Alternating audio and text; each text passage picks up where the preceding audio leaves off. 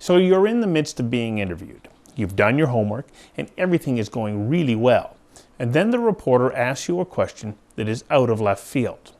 Like most people, you start to ramble. You try to talk your way through it or around it, and you look evasive in the process. Why does this happen? What can you do about it? Well, I suggest you take a page from 7-time welterweight world kickboxing champion Marco Cias, who learned how to duck a punch. I used to draw on the floor a square, and I put one foot in the square, and I put my helmet on, my mouthpiece on, and I had my gloves on, and the idea is I used to get somebody just to punch me, as much as they could, as hard as they could, and my job was only to avoid getting hit. So, and I get in front of the person in front of me, and I just move back, making me turn this way, but I could never get my foot out of the square, and that was the whole point of it.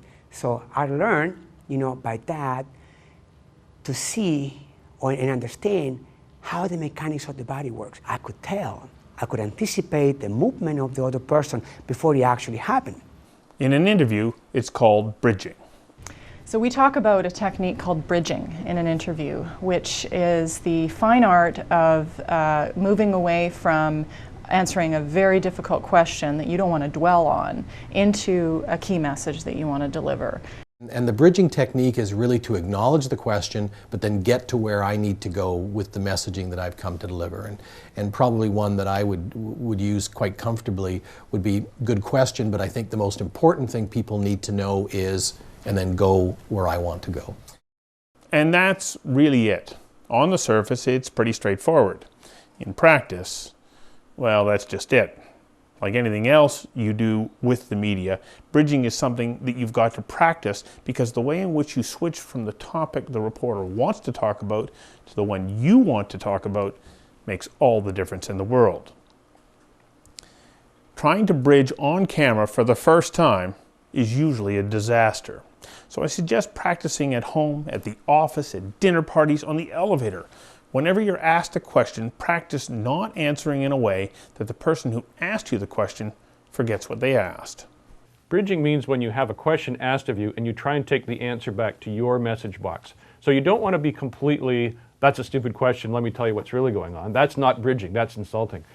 My fantasy bridging statement is, no, you're absolutely wrong, and this is the facts, but that doesn't work very well. I think I have a tendency to lean on trying to position myself as consensus building. And what I normally would do in a situation where I'm confronted by a question I don't like and I want to bridge and so on, I would say basically, well, what I think is important for everyone to know. It's a valuable skill when you can do it comfortably and respectfully with your audience. So bridging done well is sometimes not even noticed by the reporter or the viewer. Oftentimes that means acknowledging the question in some way, but then, rather than addressing it, moving on to your agenda as seamlessly as possible.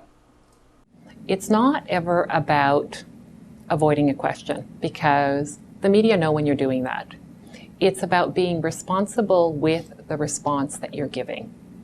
I think the one that I use most naturally, because I believe it when I say it, is I think what's really important to remember here, or I think what's really important to take into consideration, because in that case I've been asked a question that I think there is really something more important to consider. It's sort of like tacking and sailing. You can't go directly against the wind, so you have to go around it and use the wind in a way so you get back to your message box, which is what the goal is all the time, and we see that with politicians and other leaders on TV all the time. When I was asked a pointed question that I wasn't going to be able to get into for a number of reasons, my response was, I think I see what your point is, or I think I see where you're going with this, but it looks different to us.